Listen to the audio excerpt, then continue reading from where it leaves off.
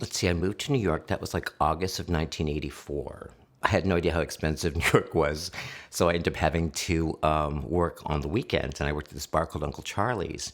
And every week I'd meet people, then I wouldn't see them. And I would ask, hey, where's so and so? And like, oh, they're sick.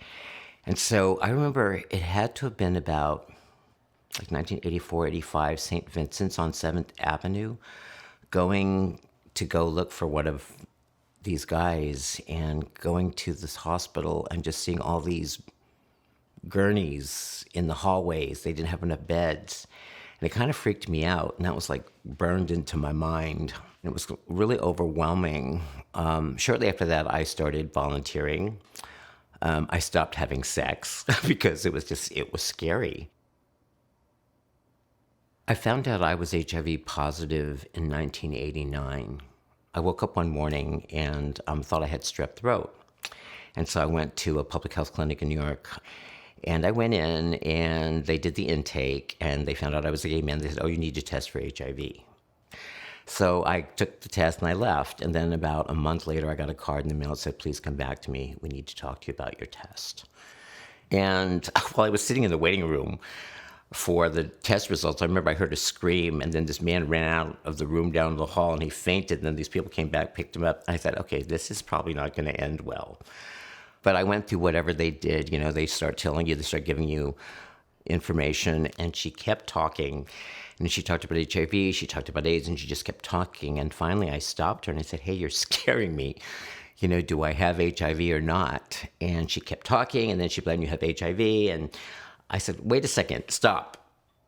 What does that mean? And she goes, well, it's a virus that's believed to cause AIDS. And I said, so you're telling me I'm going to die? How long do I have? And she said, you'll most likely not live to see the age of 30. I was 28. That was a year and a half. So anyway, so I said, so this means I have to come out to my folks. And so I came back to California where my folks were living. So I told my dad, I told my dad I was gay. And his response was, well, as far as I'm concerned, everyone's gay. Some people just haven't experienced it yet. And I was like, what did you say? And so I just like, wow. And he said, you're my son and I love you. Then I told my mom, and that was kind of where I got what I was thinking was coming. And she, you know, first she screamed, then she cried, then she threw up. And then she said, well, maybe I'll get cancer. And I said, what are you talking about? And she said, that'll be my punishment for having a gay son. So I went back to New York. I packed up my things. I planned to come back to California because I said I couldn't stay. I can't stay in New York. You know, I'm not going to be able to work. And I remember having all my stuff packed, and I got a letter from my mom, and it said, dear Vince, I heard you're planning to come home. Well, you're not to come here because you are not welcome. So she disowned me. I didn't die. I just kept going. And then I met Jesse, my partner. You know, disclosure's always been a big thing for people living with HIV. And on our first day, I kept thinking, I have to tell him that I'm HIV positive. And so I took him to 6th Avenue and West 4th, whatever that subway, so he'd have an easy out to leave. I said, Jesse, there's something that I need to tell you. And he's like, what is it? And I'm like going, I'm HIV positive, you can go now. And he said, what? I said, I'm HIV positive, you can go, you know, I'll understand. And he said, Vince, that's nothing, I have AIDS. I said, you do? He goes, what do you think those spots are on my face? And I said, I thought you had a bad complexion. And I just like, so he, instead of going back to Queens, he came back home with me. And then we moved to San Francisco. And that was November of 1990. And Jesse, I remember him calling me into our bedroom one day. And he said, Vince, I'm going to die and it's going to be soon. And I'm like, what do you want me to do with that? Should I make you coffee? Should I do the laundry? And he's like, I need you to quit your job and I need you to take care of me. So I quit my job. And then I got this idea that if I loved him enough, he wouldn't die. You know, we had all these new age things happening. They told you if you did this, you know, this would happen. So I remember asking him to marry me. And so we married in June. It was June 7th. And then Jesse eventually ended up in the hospital.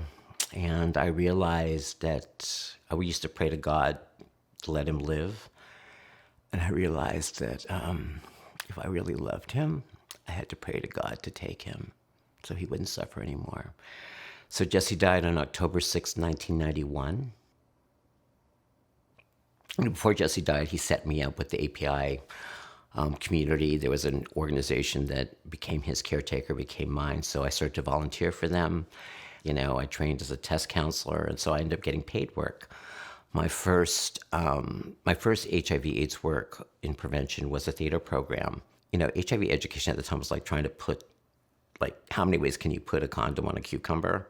I'm like, this is so not engaging. So I just started telling stories in the community, and the program became really popular. And then I learned about community organizing, which I've done. I started doing a lot of policy work. I was on the first statewide HIV Planning Council. I got an invitation to train to speak as a person living with HIV in the San Francisco School District, the WEDGE program. So my first disclosure was in a school.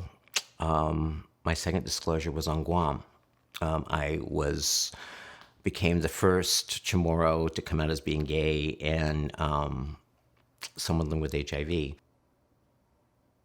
I started working at the San Francisco AIDS Foundation in April of 2014, and I had a program called the 50 Plus, Elizabeth Taylor 50 Plus Network.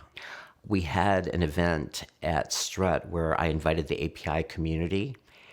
When I stood in front of my community and I saw that all these generations of folks, there was, I remember what is now Lavender Phoenix was there, GAPA was there.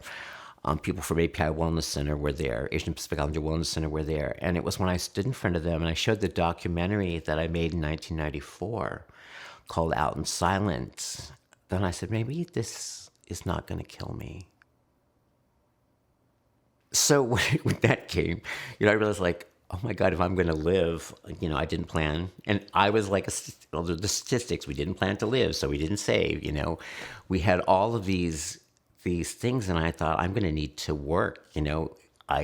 Retirement might actually be a possibility. I had to save money, so I opted to get a job. And it was do this job and seeing what my community was going through and how people had lived, that it started to dawn on me that maybe we need to start planning. I started to ask, what is the world that we want to age into? And what are we doing to get there? And that's become kind of my motto. Who would have ever thought that living was going to be a novel concept? But here we are. It's 2025, and we're seeing programs come up. A number of programs across the country have come up. So we are creating a network. There are networks of long-term survivors. There are the people that were born with HIV, the Dandelions. We're coming together as a movement. Their services are being funded. There's hope for the future. People are thriving. People are starting to plan. And the rest of the country is getting it together. We might actually get to zero, and we might even find a cure in my lifetime.